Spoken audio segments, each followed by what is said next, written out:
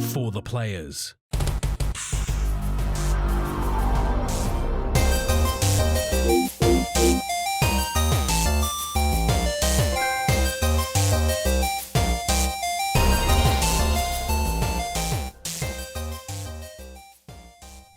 I'm Ryan Betson. I'm Max Cooper. And this is For the Players, the pop culturist PlayStation podcast with 40 years of playing PlayStation and 10 plus years that gamers meeting. I want to thank you for joining us in this PlayStation conversation. This PlayStation conversation happens every Monday morning at 8 a.m. Australian Eastern Daylight Savings Time on podcast services, including Apple Podcasts and Spotify, and 9 a.m. Australian Eastern Daylight Savings Times on those YouTubes. But if you'd like to join us in future conversations, come and check out our socials, Facebook, Discord, Instagram, and Twitter. All of those links can be found in the description below. If you want to join the conversation as it happens, head over to twitch.tv/thepopcultures, where you can watch us record this show live, where you can jump in the chat and become part of the show. If you want to support the show, you can. Tell your friends, tell your family about this PlayStation podcast. If you are listening on on podcast services, be sure to give us a 5-star rating and a written review. If you are listening to us on YouTube, be sure to like, subscribe, or comment below. I endeavor to answer every single comment. And if you want to support us financially, you can at patreon.com/thepopculturist, as well as our merchandise store, popculture.com/shop, where you can buy shirts, other assorted shit without logos on it.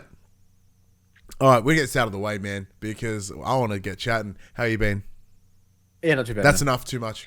How have I been? I've also been very, very good. It's been a good week. Nothing major to note. Recovering from the wrestling. How's your life? Everything up hunky-dory? Yeah, I got money for my house. Is finally getting there.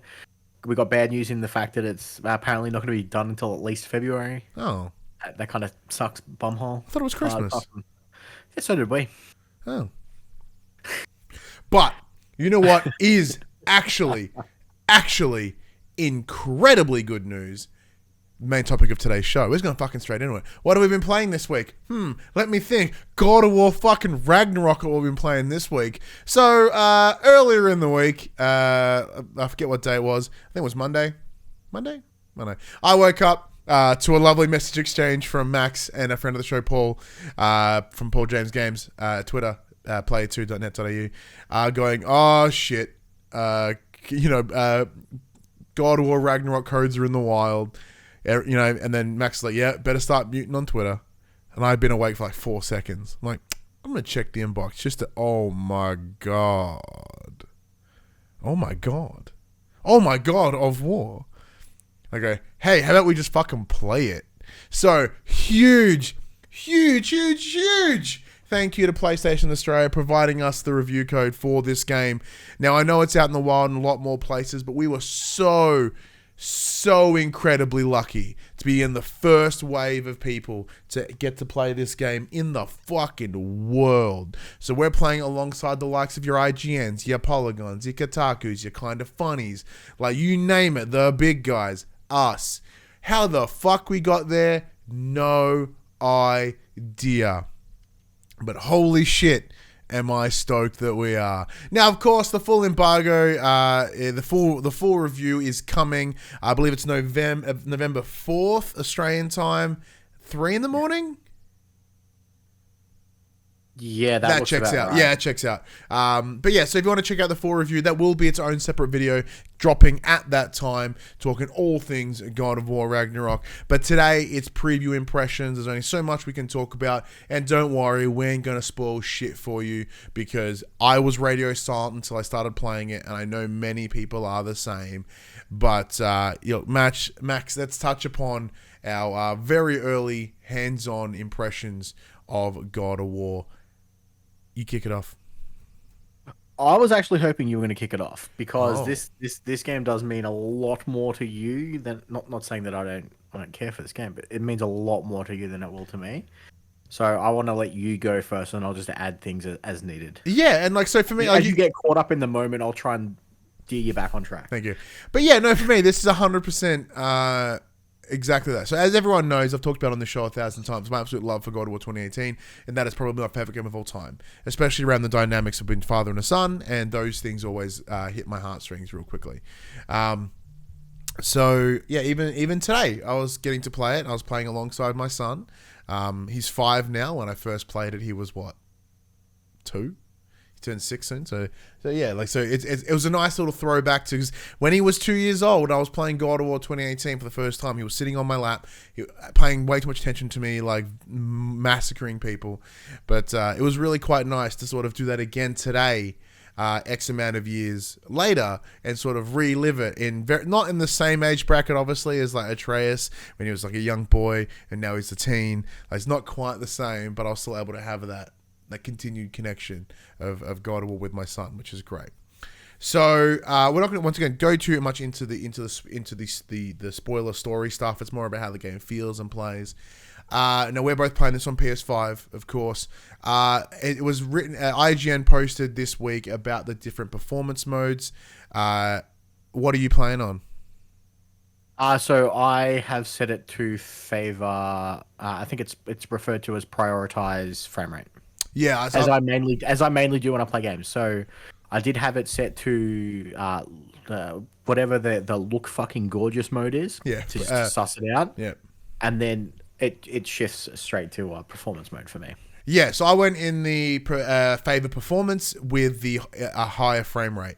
So, because I've got my sweet TV that can do 120s. So come on. Yeah, so you do the same thing? You flicked on the yeah. uncap that shit? Yeah, me too.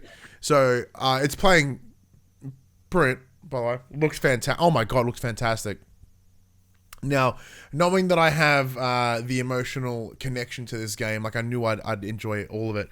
But as I'm just taking screenshots like bastards, man. Like, there are just really good shots, really good angles where I'm just like, ooh, what's that? Ooh, that's a new wallpaper from my computer. You know, that's pretty much what I'm doing. And like, I can't even show anyone right now. So I can show you, and you're like, I've seen it. I'm like, I know you've seen it, but like, look at this picture that I took. But yeah, look, it's in its essence, it's more God of War. If you like that, awesome, because it's more God of War, which is why I'm thoroughly enjoying it. Like, it plays very similar. It plays near identical, actually. There is more puzzles to solve, more different ways to use the environment. So they've kind of taken what they've got and expanded upon it. Now, I'm being very cautious here, knowing that I'm going to get passionate and fucking start blurting out shit I'm not supposed to. So that's why I kind of wanted to give it to you, Max, so you could be like, well, hey, you will keep me grounded. I'll jump in now. So one of the best things that I think that they've done in this title compared to the last one, not to say that the last one didn't do it well, but they really upped the ante on the inter-dialogue between all the NPCs. So you know how they had in 2018's God of War, you know, there was constant banter between the NPCs and the player. They've really upped that, and it's so good, and it's based upon what you're doing in the world at the time too. Yeah. So they've really upped that, and that was one of my favorite parts of 2018 is how all the characters interacted with each other, and they've really upped the ante on that in this title. I would agree with that too. So obviously not hitting spoiler beats. There is, having already known these characters and know their banter, know their mannerisms, know how they present. So when they get thrown into these scenarios where they get to talk to each other, it's not about learning who they are. It's about them just sharing their thoughts, because, you know, in the same way that whenever you see a sequel to a movie, it's like, oh, we know these characters. We don't need to flesh out, this is who Kratos is. This is who Atreus is. This is who Mimir is. We know that shit. Right, so right now let's just build upon what we've already got, and they've got that familiarity already. So so there's an organicness around the discussion. It's just like, yeah, they've seen some shit together, they've done some stuff, and they're just talking. And like, some of those things free flow into, if you think back to 2018's God of War, when you're on the boat around the realm of is it the realm of the Nines? The Shrine of the Nines, whatever it is, where, you know, they're like, hey, like, as we're on this boat, I'm just going to tell you stories about the world, about Norse mythology. It's a lot of that, but they've expanded that outside of just the in boat parts. So it's kind of bit here and everywhere, and there's really cool moments when, you know, when they see stuff, but even then, there's like a reduction in that in other ways too. So an example, if you happen to find like the script, the scripture on a wall, previously they would read it and you'd get a bunch of exposition. Now it's like, oh yeah, cool. You've read, Kratos like, oh, you've learnt how to read this, so don't worry about it. So you'd have to go into the menus to read it rather than just being thrown this exposition at you. Now, I don't think that was ever a fault for me particularly, but I can understand for why some it would be. So having pulled that back a little bit, it's not an overall bad thing. Yeah. I mean, in that case, especially in 2018's version, there were times where you'd hit one of those writings right before like a pivotal scene, and then you'd lose all the dialogue from that if you were going too quickly. So I can understand why they're like, hey, just if you're interested, go suss it out. If you're not, you can carry on. Yeah.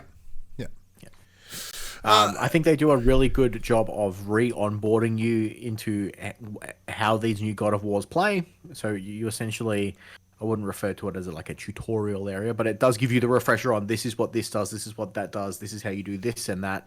Because obviously you do have retention of a lot of the stuff that you had from 2018's God of War to now. Yep. As it's pretty much a direct continuation. Yeah, so unlike most games when they have a sequel, hi Batman, where it goes, oh, you forgot everything. All those gadgets you have, yeah, fuck them, they're gone. You got MIB'd.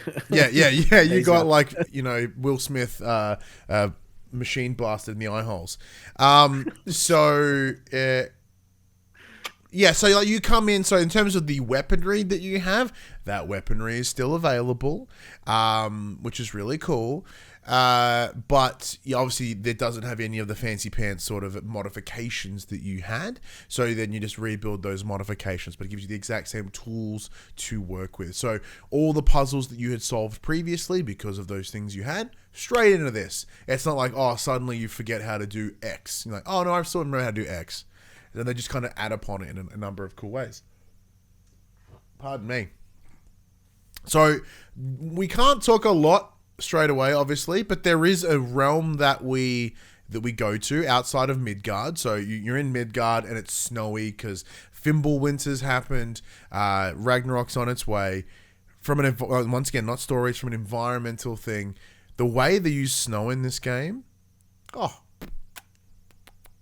it's just beautiful. Like, you're leaving tracks. Everything leaves tracks, but it's very similar to the snow in, I'm thinking, Uncharted 2 Among Thieves, in that as you step and it crumbles and all kind of falls behind you. Like, it's this extra level of snowy detail rather than just shoving your foot through it and it just makes a trench.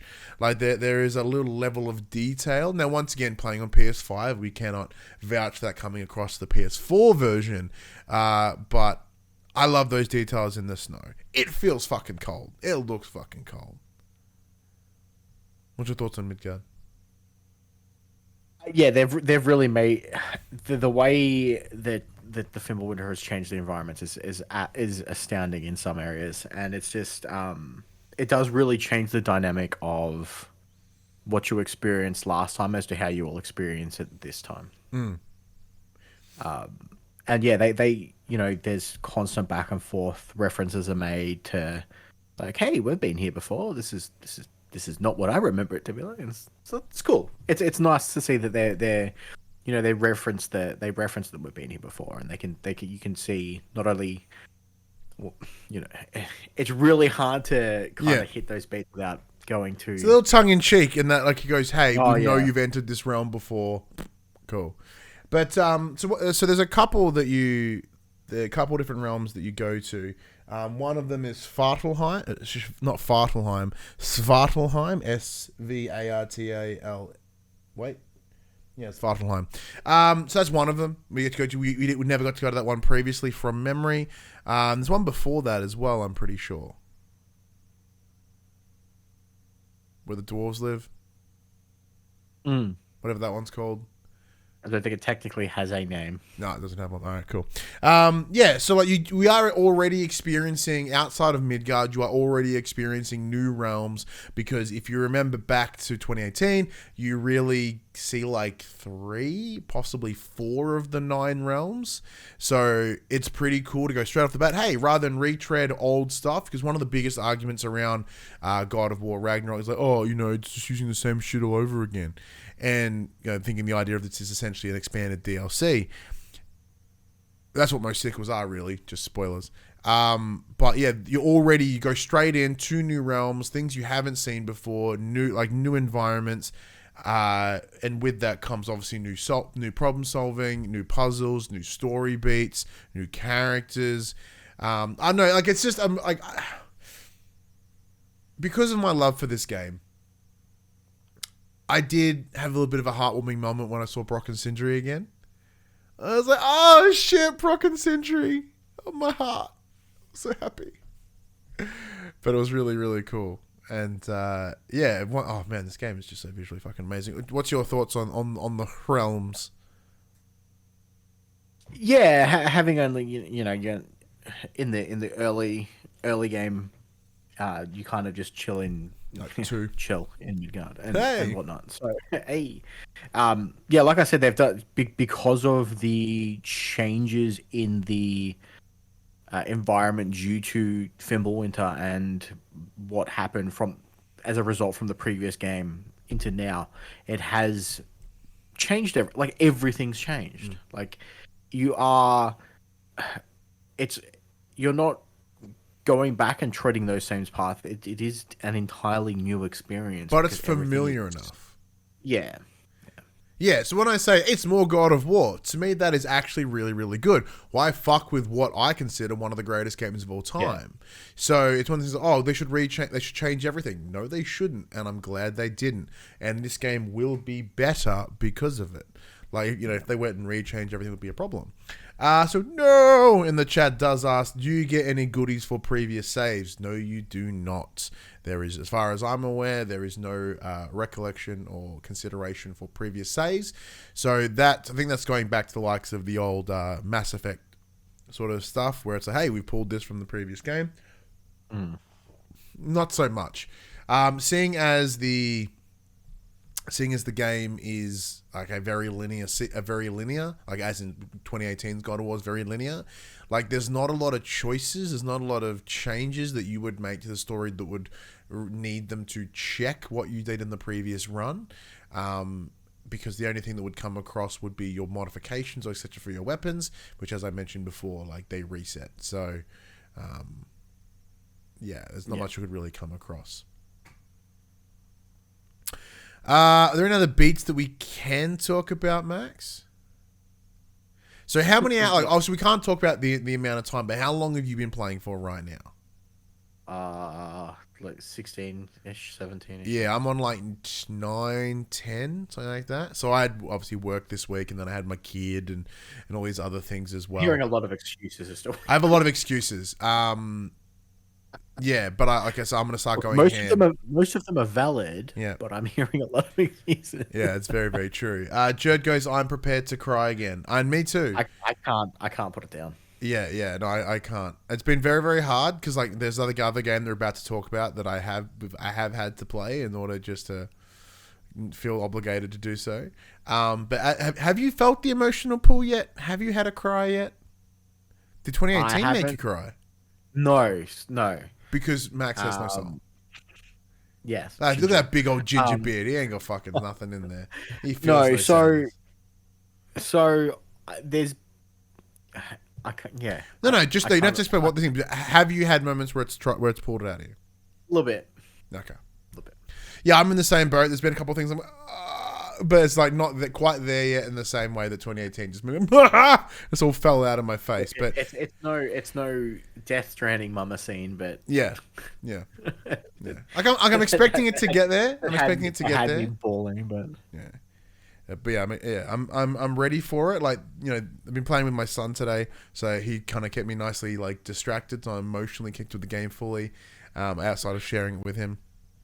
And then the other day I was playing with my new friend, and I'm like, she's already seen me cry like 3 times in the last like week and a half. I don't really need to do it again.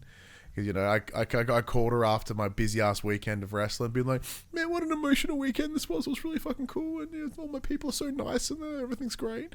And then she happened to be here the morning where I got the code. I was like, get the fuck out. And I'm like, like, start weeping a little bit to play this guy. And she's like, are you weeping at like 6 in the morning right now? I'm like, yes. But it's funny, I'm like, oh my God. Holy shit, oh my God. She's like, what? I'm like, oh my God. Is that God of War? I'm like, it is God of War. How the fuck did you know? Like, it was awesome. What was the other time she saw me cry? Oh, we watched Everything Everywhere All at Once. And of course, I just weep like a fucking crazy person. The movie's very, very good. But yeah, that's God of War impressions. Are you weeping with the semi? Not right now. In that morning, I cannot verify. But look, as we said, we'll have our full review coming 3 a.m. November the 4th, 2 days before this man's birthday. So happy birthday to me, playing this game early. I can't fucking wait to keep going. I can't talk about it more with all your... It may not be 3 a.m., but it's definitely the 4th.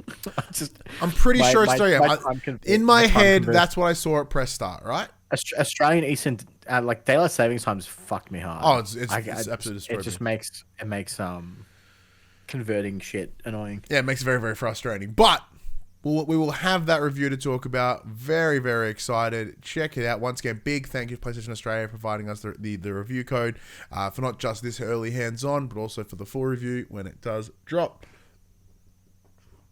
But if you do have any questions and you want answered in the review, because we'll have a section of it that'll be spoiler-free, and then a big hunk of it probably will be as spoilery as we decide. Maybe even two separate videos, see how we feel. But drop those questions in the comments below on this video, and I'll have them ready to go for the review video. Funsies. But as Max and I mentioned, there was another game that was trying to fight for our attention over this last week and a bit, and it failed because of God of War. But we still have put some time into it, and we'll have more to say in a couple of days. So let's get into our first impressions on Gotham Knights. So both Max and I received review codes from the team at Warner Brothers Interactive Australia and Plaion ANZ. So big thank you for them. They provided them about a week and a bit ago. Now, admittedly, as I said, not a lot of time with it, but huge thanks. Max, drop the premise, the understanding, the setup of Gotham Knights. Having not, I'm just going to ask you a vague-ish question that I'm hoping you will know the answer to, because I didn't watch any of the pre-release footage for this game. I stayed radio silent for this because I was kind of keen for it. Was it aware that it's just about the Knights and not the... Yeah? Okay, cool. Yeah, so that was what... So, yeah, spoil... Okay, it was right off the bat. Batman's fucking dead. He's dead. He's hard dead. So this was well known. This was established like in the first trailer, Max. Okay, so just making sure. I don't want to be that guy, having not watched the trailers because I was keen on this game. Yeah, so it's not. How I used the term was. Yeah, for context, it's not part of the Arkham. It's even though it's made by WB Montreal, it is not part of the Arkhamverse. So okay, so basically, this is the. While the parents are away, the children are going to take over and try and, you know, keep the empire running. And they do a questionable job. Yeah, pretty much. So the game opens with this incredible cinematic, right? It's like a 15-minute cutscene. It's a 15-minute cutscene of Batman and Ra's al Ghul just fucking swinging punches at each other. It's fucking awesome. They're battling us around the Batcave. It's so fucking good. We get to see what their Batmobile looks like. We get to see what the Batwing looks like. We get to see, and it's like the cave has just enough of the old school shit with the new school shit. I'm like, oh man, this ninja guy comes out of nowhere. I'm like, fuck, that's better be Ra's al Ghul. And I'm like, they can't be doing the League of Assassins or / League of Shadows as well. That'd be weird. Mask comes off. Fuck, it's Ra's al Ghul. This is gonna be mad. And then I totally forgot the Batman dies in it. I was like, oh yeah. So they just punch each other to death, and fucking self-destructs the cave. Brr, dead. Batman's dead. And and then he goes, as Max said, then it's like, hey, I'm Batman. This is my message to anyone. Yeah, he sends them an email saying, hey, Batman's dead. Yeah, Fix this shit. under 25 meg, because you know that's how emails work. Maybe it's on Vimeo, I think, somewhere. Yeah, so hey, this is my last will and testament, I guess. Here's some suits, go fuck up the town. Go fuck up the town. Yeah, so obviously, as you all know, 4 playable characters. You get choice of Batgirl, Robin, Nightwing, and Red Skull? Hood. No, not Red Skull. Red Hood, sorry. Oh my god, man. Franchise. Oh my god. I'm playing as Red Hood too. Fucking hell. Red Hood is the best. Just saying. So I've only put in time as Red Hood. I haven't played any of the other characters yet. Okay. I've played 3 or 4. About 7-ish hours deep, 8-ish hours deep. I've done a few of the story content. I've done a bit of the side questy stuff. So essentially you have an open Arkham City and you can kind of go... Sorry, in the chat, the Reverend Puck goes, per my previous email, I croaked. And no, hi, if you're reading this, I'm dead. Delete my browser history. Yeah, he deleted his own browsing history and his fucking Batcave. Just fuck it, just shut it down. Shut it all down. Shut it all down. Yeah, the game feels rough. It is. It feels like I'll talk about the biggest elephant in the room to begin with. The game runs at 30 frames per second on a PS5. It baffles me to think that this was originally going to come out on PlayStation 4. Yeah, so the reasoning behind this... They did come out and say that the reason behind this is because of the untethered co-op gameplay. Yep. So they have to render in the entire city all at once. Yeah, so unlike, say, Horizon... Go and do whatever you want. So one of the common things when it comes to video game... Like, they don't render the whole world, right? Because that's fucking demanding, as we're coming to learn. Mm. So instead, they kind of render the cone of vision, right? And any AI that's relevant in being in your position or a small location, rather than rendering a whole thing. For whatever reason, to ensure that all 4 players can just fuck off in any direction, 3 players. Sorry, only 2 player co-op. What? That was 3. No, I don't think so. I think it's 2. And there's a 4 player mode coming at the end of the month. But that is an arena location. All right. Well, as you can see, Max and I have been playing solo this whole time, so we haven't even tested the co-op stuff yet. But yeah, the idea is that you could then bugger off to the other side of the map, and the game would still play. But in order to deliver that, it has to run at 30 because it's too much otherwise. So there you go. But yeah. So that's your biggest gripe of it so far. Yeah, no, just double checking. It is 2-player online cooperative. Oh, that makes sense. Okay, cool. So now, obviously, again, not a game developer. I don't know how hard this is, but surely there's a point where you can be like, if you're not playing online cooperatively, why can you not run at a higher frame rate? If I'm just playing solo, why can I not have a higher frame rate included? Like, the game just feels so slow and sluggish. Mm.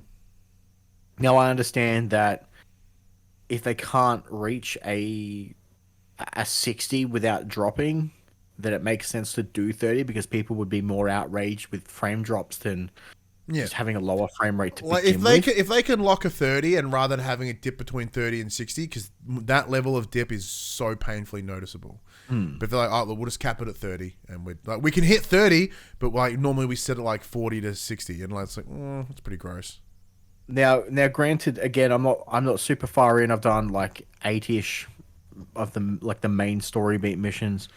I'm just not finding any of the characters compelling. No, like at all. So there's a couple of reasons. The reasons that I'm picking up on that is that because you are playing as 4 possible characters. And they are all interchangeable at any given time. So it's I say that in like a night structure, right? So every time you run out, do your patrols, it's night, and you come back at the end of night, and it closes off the night. Pardon me, and then you can swap and then go back out as a different character. You can't do it on the fly. But because of that, I feel that there is no room to learn about these characters, to learn about their like nuances and their opinions and their beliefs, because I have a feeling that like most of these dialogue are interchangeable because they don't express anything specific, because we want Red Hood to say it, and then we want Batgirl to say it, and we want Nightwing to say it, we want Robin to say it, because if they are trying to tell this narrative Like, all right, well, it makes sense. So the problem that I have with this game, we'll get into the good stuff because there are some things that are good, is, to me, this game, I couldn't articulate it. And then I went, this game feels like an MMO in that everything is surface level. You go out and you just punch a bunch of things and collect some stuff. There's a ridiculous amount of currencies for some reason. And I'm like, oh, well, it just doesn't, it doesn't feel like there's an attempt of a main story in the same way you'd have a main story in an MMO, but it's there, but it feels like tangentially connected to stuff. Does that make sense? Because as you go into the world, it's like, hey, just go find some random people, punch them, interrogate them, find out where a crime is, go to that crime, and you get fucking clues, and then you get currency to go work on gear that means nothing. Like, it's really, really hit and miss. Like, it feels like it should be doing more, but it just isn't. It feels like I was watching Skill Up's review of this, right? And he talks about how he believes that it's very likely this game was to be built like the Avengers. But then that game sucked a whole bunch of asshole, so then they pulled it back. But there's a lot of things that make up with that, and that hence my MMO sort of thinking, right?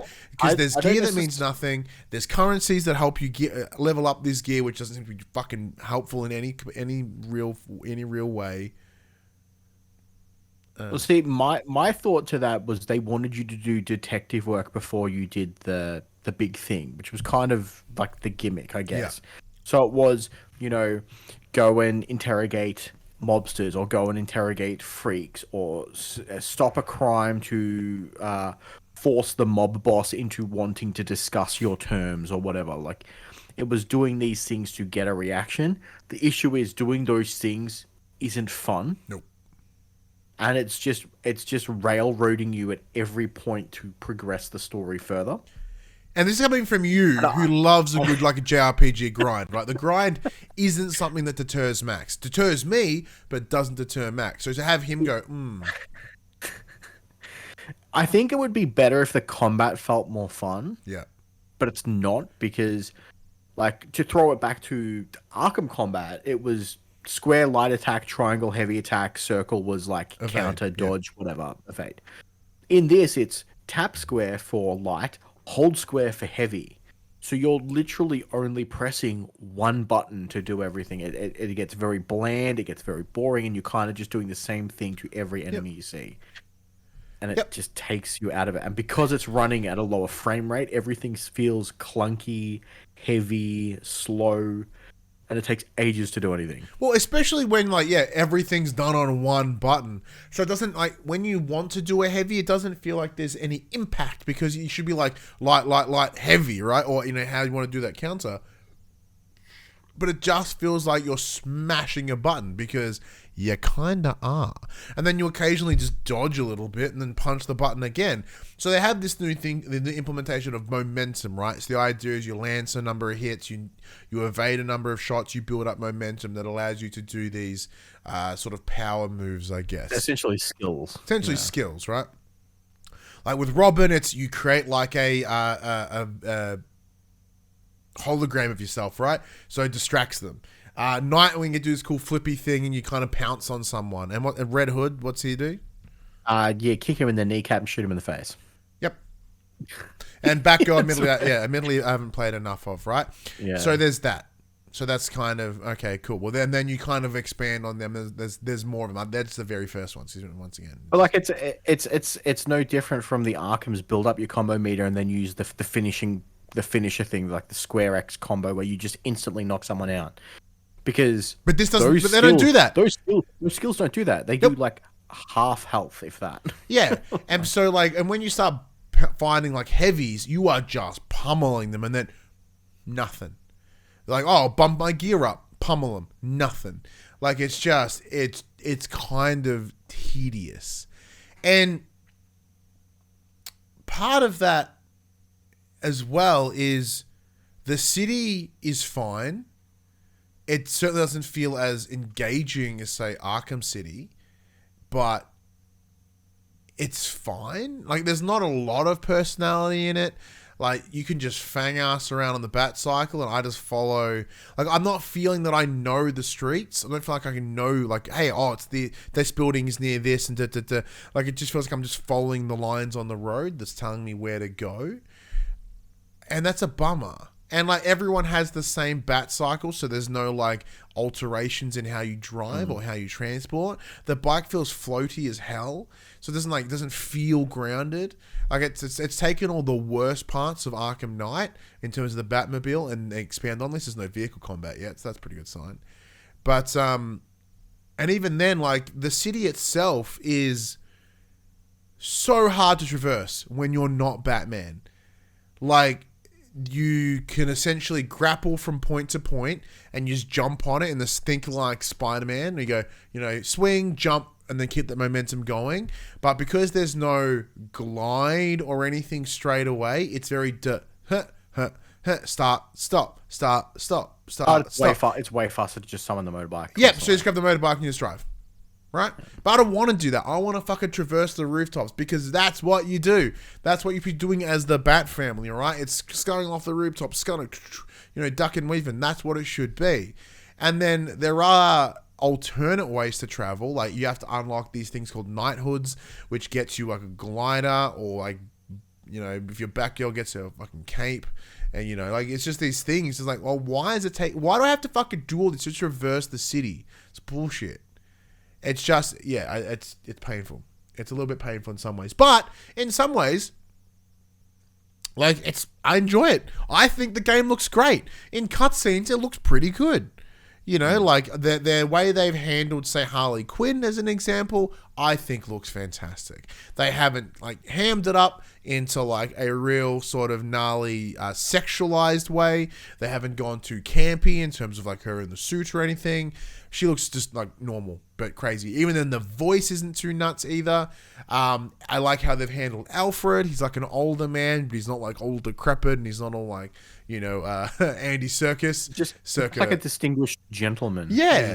And, like, the only downside, I guess, from the Bat family, they all kind of look generic white people. Like, there's not a lot in there. Like, and the voice actors are bland, too. Like, whoever's doing Barbara Gordon is a bit... But, like, Red Hood just looks like a big meaty dude with no personality. And then Dick Grayson looks kind of like... Sorry, Jason Todd is that. Dick Grayson looks like generic buff white dude. Tim Drake looks like generic younger white dude. Like, outside of their costumes, there's nothing that identifies them. And even if you look at the comic books, you can know who they are when they're not in their suits. Now, their suits, on the other hand... they can look pretty sweet. And like, when you can go in there and you can customize them enough, not too much, but enough. Change the coloring, change the style, and you can transmog the ones you like. It's pretty cool. Like, that feels good. It looks good. Like, that's what I think this game is. It looks cool, but there's no substance. Probably the best way to explain this game. The UI and the atrocious menuing system is horrible, though. Yeah. There's just way too many. There's so many sub-menus, it's just not funny. Yeah, the amount of times you can't just go back. If you go back, it kicks you out of the whole menu. I'm like, no, just go back one fucking sub-menu. Nah. Yeah. But we'll have more to talk about that in an upcoming video this week. Yeah, so knowing that I am a Batman fan from way back. I haven't read the comic books in a little while. I'm a little bit out of the loop. Max, literally never. So, when we were at the Plaion event on the Saturday night of PAX, we're sitting there sipping beers, we met a dude named Duty. Dame Duty Dench on Twitter. Best fucking handle I've ever heard. They walk over to me and they've got this massive sleeve of tattoo sleeve, and it's got Green Lantern and the Flash and Batman and Superman, and he's rocking a Green Lantern ring. I'm like, I like this dude already. So we just started bullshitting about fucking comic books because I haven't thought about it in years. And as we're chatting, I'm like, this dude's fucking mad. We're gonna get along just fine. But catch up outside of the event again. Dude's still rad, like sick. Obviously, him being a huge fan. We met at the Plaion event. Gotham Knights being handled by Plaion. Codes provided to us by them. I'm like, this is match made in heaven, right? We're going to have Max, we're going to have me, we're going to have Duty, and we're going to record an episode of More of the Players. We'll record it live here on Tuesday night, 8 p.m. Australian Eastern Daylight Savings Time, which will then go up hopefully the next day. And we're going to deep dive into Gotham Knights. We're going to talk about the inspiration for the story, how the characters, how they compare from the comic book, and then talk about how we'll go into a bit more experience in ourselves and how we're finding the story, we're finding those character developments, those character nuances, etc. We're going to go way harder than we have here. Right now, we've just gone, well, we didn't like this, we like this, and we're going to go into a little bit more. Because even some of the costumes have very direct inspiration from the books, and we want to touch upon that as well. And we thought, well, let's get ourselves a subject matter expert. I like the dude, his content's sick, and I was like, I want to work with him anyway. So this is just an excuse to chat to that guy and for us to do more of the players, because we promised we do stacks and then never did. But we'll also have like God of War coming as well, so that's pretty cool. Outside of that, like, are you still playing like Valkyrie Elysium? I haven't touched it this week. Yeah, no, like I haven't played any PGA either, and I was really enjoying it until that code came. And I still haven't had a chance to touch Dragon Ball Breakers, thanks to thanks Namco to Bandai. Yeah. I have not had a chance to check that out 2K yet. also sent us a code for all new Tales from the Borderlands, so thank you, but we haven't. Shit. I don't think we've even redeemed it yet. I haven't even redeemed it yet. I'm like, that looks mad. I keep seeing trailers for it, but I'm like, might have to wait. Yeah. Man, we went from having nothing to having like everything at once, and I'm happy about it and complaining about it in the most first world way. Everything everywhere all at once. We got a code for Sigil of the Magi as well. Oh yeah, it's that PC game. Iterative Collective that I interviewed at PAX. Oh no, you interviewed Ivan from Good Morning Games, but yeah, so one of the games from the Collective, from the same publisher. They're doing like it's essentially this little roguelike turn-based combat game, and I haven't had a chance to check that out either. But I've got a PC code for that as well that I will eventually get to. Yeah. But speaking of, there's like 3 new PAX videos that went up this week. There was one about Gumbrella and Angerfoot, one about Max's first ever interview with Nightcrawlers, so Ivan over Good Morning Games, and then Jacob talking about a Halloween Valentine. Yes, which is great little interview experiences for Max. How'd you find interviewing, man? I didn't really ask you. Like, how was it? You looked nervous. Yeah, I was a little bit nervous. Obviously, being my first time, it's very different. Doing this is very different to doing that, because obviously, there's that familiarity between yourself and me, and there was just didn't want to fuck it up. And at the same time, I wanted to ask like interesting questions that would both elicit great responses from them and give them a chance to explain their story and how they did all the things that they did, but was still going to be relevant and entertaining for those who actually take the time and watch the interviews themselves. So yeah, look, it is really you know what they say, practice makes perfect. It does. It's something that like, well, I've done stacks of them at this point, right? I don't even think about it anymore.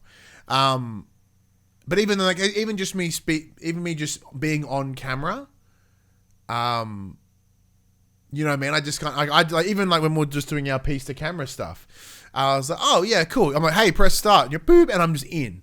But when we did, I have to be like, hey Max, like keep the don't just stay grounded. Like talk with your arms, be emotive. I gotta remember that I'm not. Yeah, I gotta remember that I'm not sitting here doing this. Yeah, I'm doing that. Yeah. So it sounds fun, but it was a really good experience. Editing those back, you did do a really, really good job for your first time, man. You should be fucking proud of yourself. I'm proud of you, but you should be more proud of yourself than anything. And I look forward to us being able to do more. So, and I think the people that organise the interviews for us, I think they're pretty happy with us.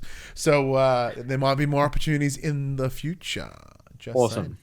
Saying. Before we jump into the news, and damn, Ryan reminded me of Hollow Knight.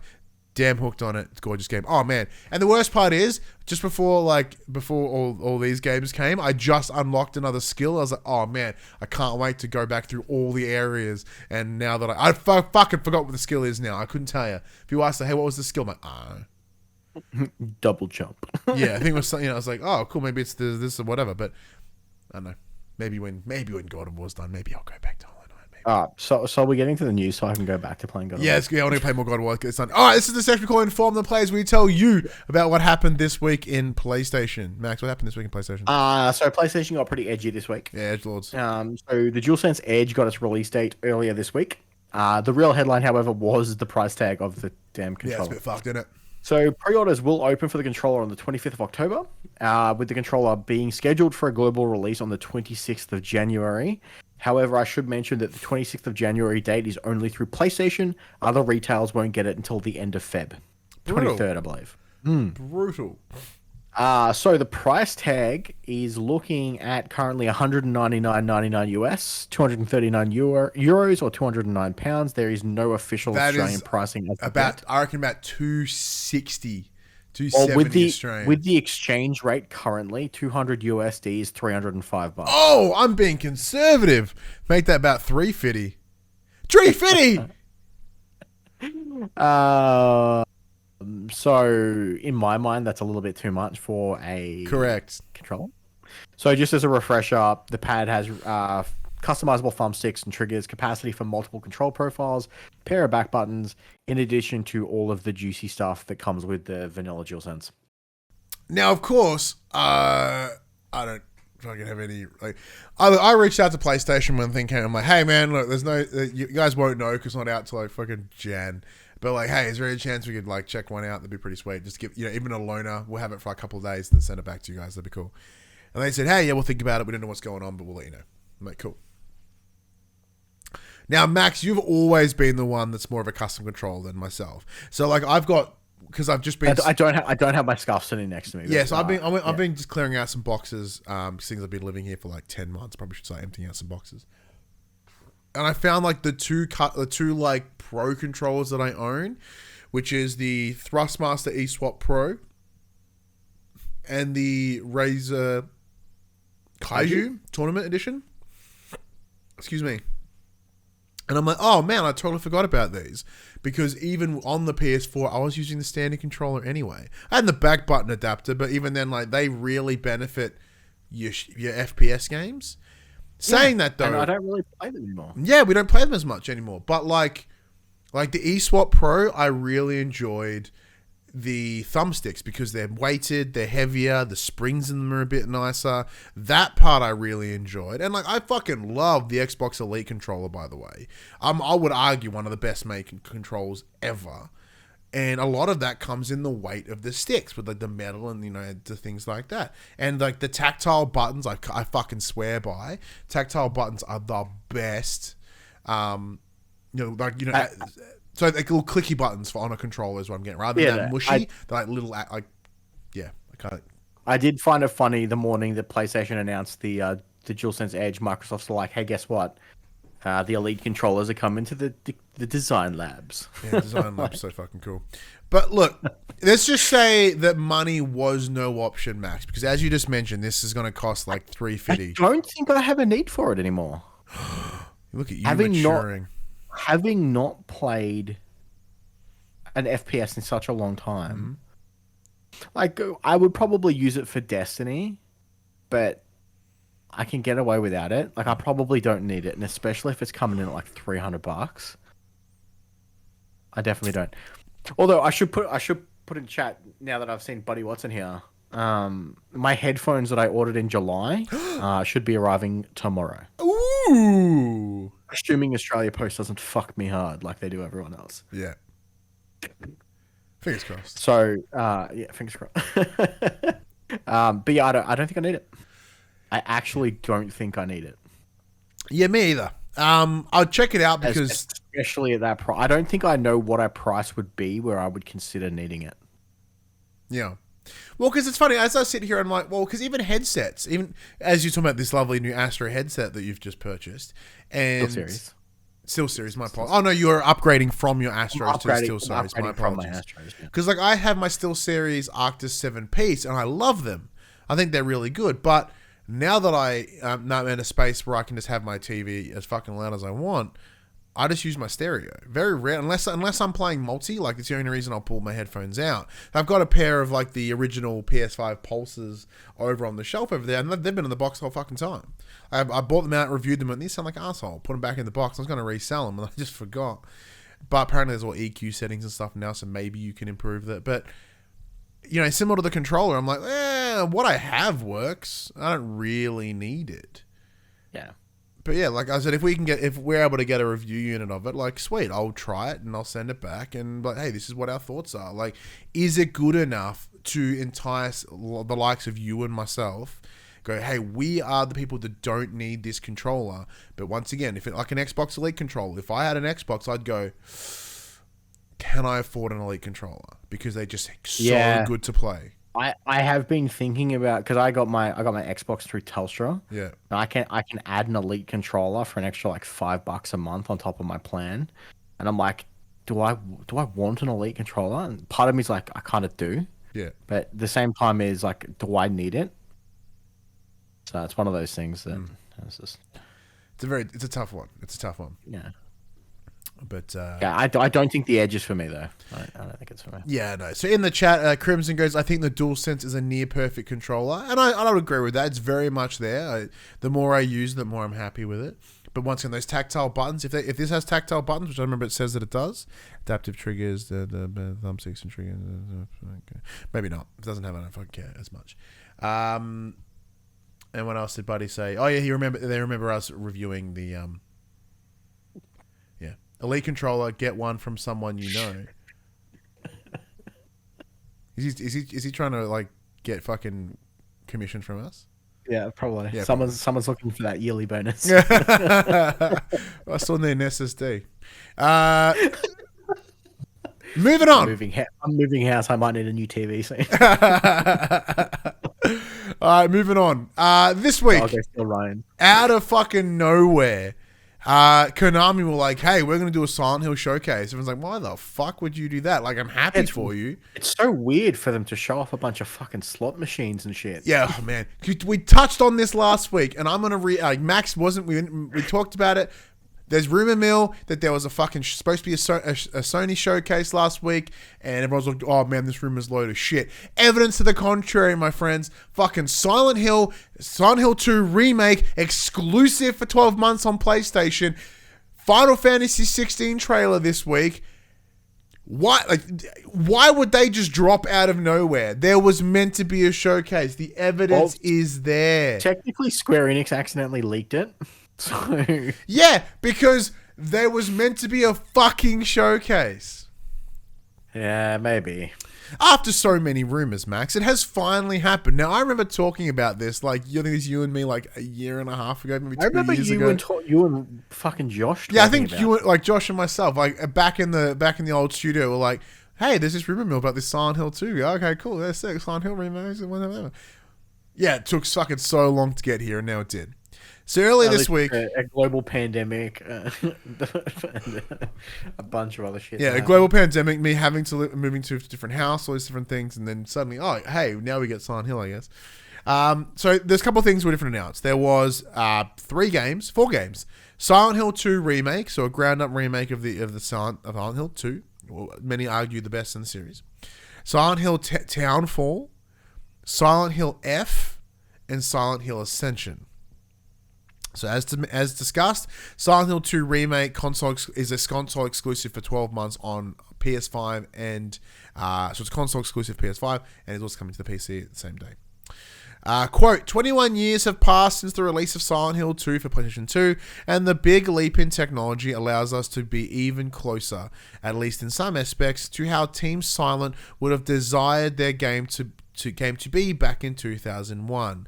Thanks to state-of-the-art motion capture sessions, we can deliver the best facial experiences in the series history and show a wide range of emotions even before a character speaks a single word. Max, you a Silent Hill man? No, not at all. What? Fuck. I have played one Silent Hill game in my life. Which one? And it was that piece of crap PlayStation Portable Books of Chains of Memories. Books of Memories? Yeah. Yeah. It was dumb and I hated it. Yeah, Book of Memories wasn't very good. I've been a Resident Evil guy my entire life. Yeah. See, I began as a Silent Hill guy. I love Silent Hill 1, love Silent Hill 2. Silent Hill 3 was awesome. People shat on Silent Hill 4, but I fucking love Silent Hill 4 The Room. I don't know what it was. I really dug it on PS2. Granted, having gone back and played it, it could be trash. But I really enjoyed it. And then there was like Silent Hill Homecoming on PS3. That was pretty poo. Oh, excuse me. And then it kind of went progressively downhill from there. But I would argue that Silent Hill 2 is the best one, and everyone tends to agree that. I understand that why they take what the world that Silent Hill 1 builds upon and then expands it and makes it into something completely just bigger and better. Like the joys of going to PS1 to PS2. Now, I would also in the same breath be like, why not do 1, right? Like 1 has cool shit. Now, granted, it doesn't have the likes of, you know, Red Pyramid Head or Red Pyramid Thing, as they referred to him in the fucking trailer, in the showcase. They didn't have Pyramid Head. Like, there's just some of the premises of what would become Silent Hill or what things Silent Hill is known for. So it makes sense. But it also makes complete sense as to why Silent Hill 1 hasn't been released on PS Plus, aside from Sony's complete mishandling of PlayStation Plus. Because it would look really bad in general. But then knowing there's a new game, because like if people go back and play Silent Hill 1, they go, oh, and it will by accident sour the taste of Silent Hill for many people, unintentionally. They go, oh, this is what Silent Hill was. Oh, okay.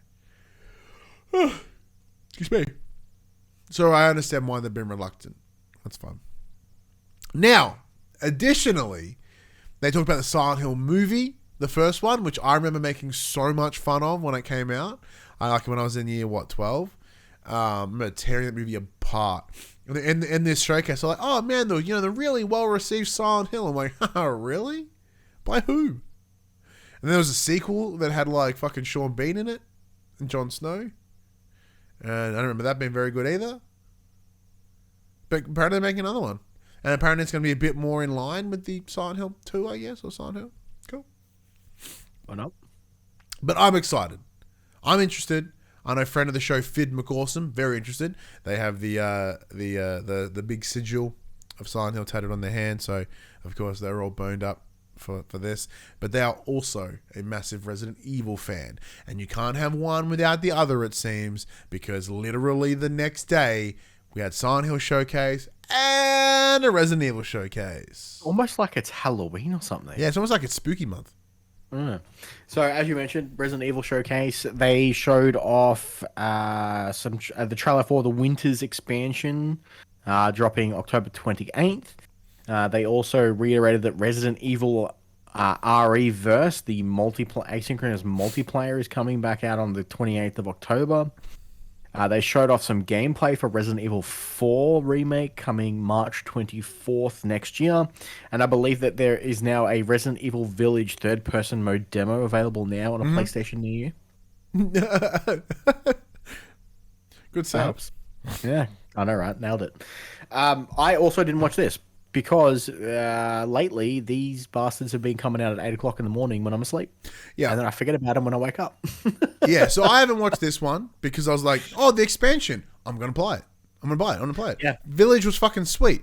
Did you end up looking back to see if we got a standard copy or a deluxe copy? Yeah, I totally didn't. Because you can't find... It's not separate. At the time, it wasn't separated on the store. It didn't have the season... the expansion separate. So we'll go back. I'll go back and have a look. Now that's probably launchable. We'll have a squiz.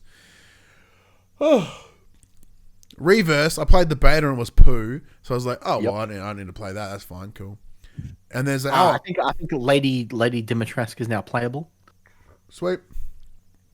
In Mercenaries mode? Mode? Third person was pretty sweet. I'll go check that out. And then gameplay for Resident Evil 4. I'm like, I don't need it. I'm buying that game. I'm playing if I don't get a code, I'm buying the fuck out of Resident Evil 4 Remake. No matter what you show me, I'm already in. You can't deter me from Resident Evil 4. So it's super easy.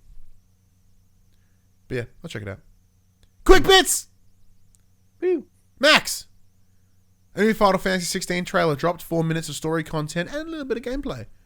Did this get your nips hard? Looks fucking mad. Looks so good. And then it ended with winter 2023. So, like, is that summer for us? Yeah. That mean I'm getting it in January or December? Oh no.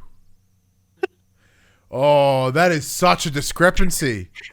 Oh, that's horrible. Oh, it sucks for you. It sucks for you so hard. Like, right? Max. Am I wrong there? Like, No, am I getting says it at the December. start of the? Am I getting it at the start of the year or end of the year? See, my argument is the start of the year because part 2 of Final Fantasy VII Remake is supposed to be at the back end of next year. Yeah, I'm gonna say Feb. Be really weird for them to release. But like they should start. But then at pumping the that same time, information. we're supposed to get Crisis Core in.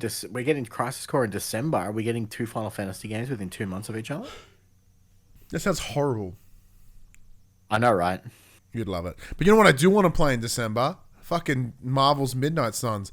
Deadpool has seemingly taken over the Midnight Suns Twitter page as he wants into the game.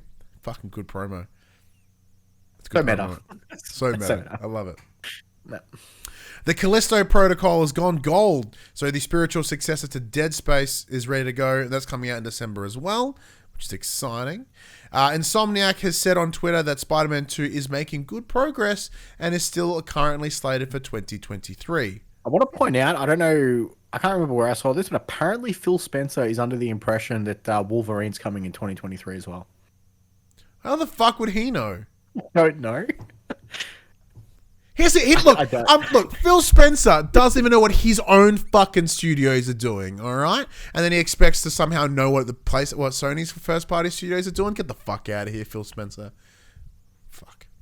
Overwatch 2 hits more than 25 million players in its first 10 days, and they're all still in queue right now. I think it was part of the investigation into the acquisition. They're like, well, they've got their own exclusive, like, you know, Spider-Man's coming next year, Wolverine's coming next year. I think it was just a throwaway comment. I don't think yeah. And like, what exclusives do you have coming, Mr. Spencer? He's like, I played the 5th.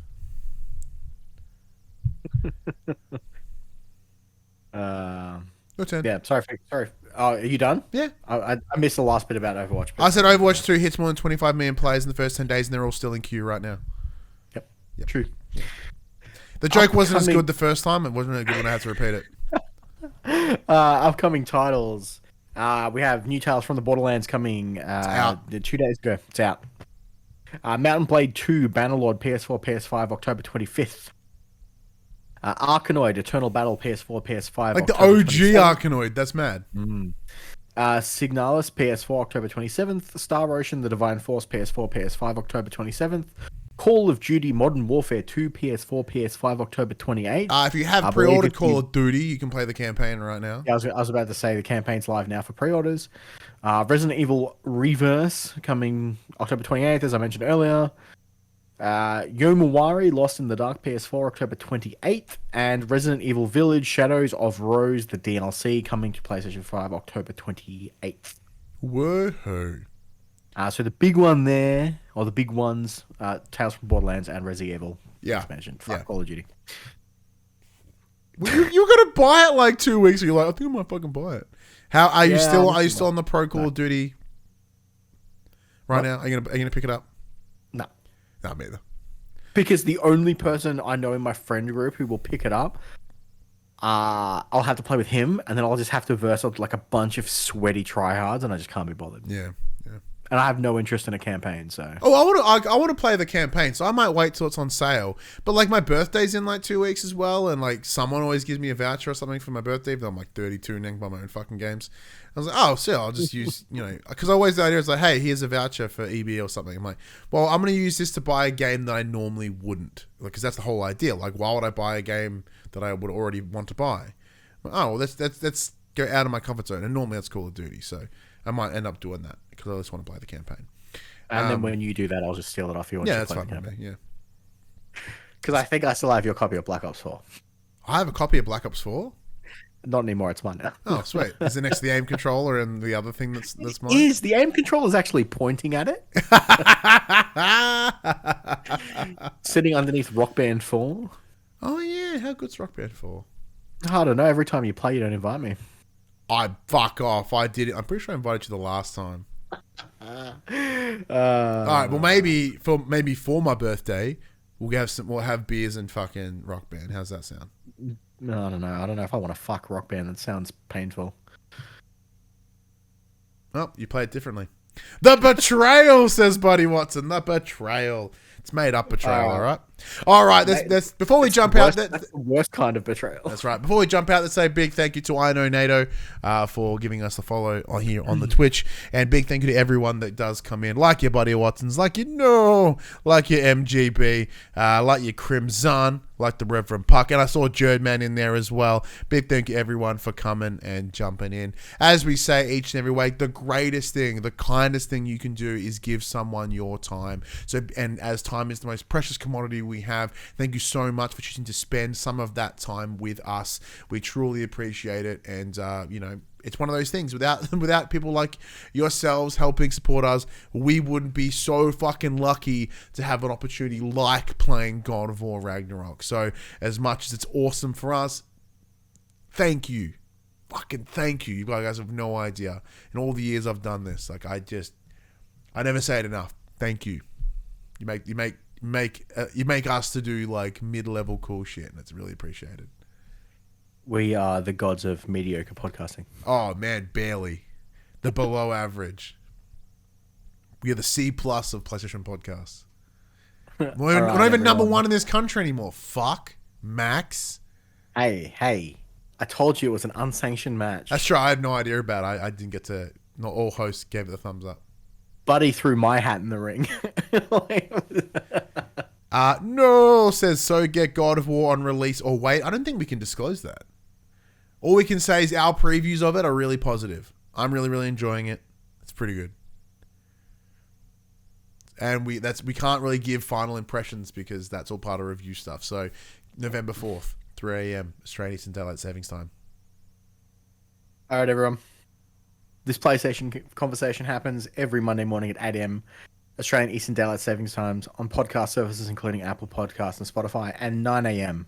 on those daylight saving times on the YouTubes. But if you'd like to join in future conversations with us, you can come and check out our socials: Facebook, Discord, Instagram, and Twitter. All of those links can be found in the description below. If you want to join the conversation as it happens over twitch.tv/thepopcultures, where you can watch us record this show live, where you can jump in the chat and become part of the show. If you want to support the show, you can by telling your friends, telling your family about this PlayStation podcast. If you are listening on podcast services, be sure to give us a 5-star rating and a written review. If you're watching us on YouTube, be sure to like, subscribe, and comment below. I endeavor to answer every single comment. If you want to support us financially, you can at patreon.com/popcultures, as well as our merchandise shop, popcultures.com/shop, where you can buy shirts and other sorted shit with our logos on it. But until next week, I'm Ryan Betson. And Max Cooper. And that was For the Players.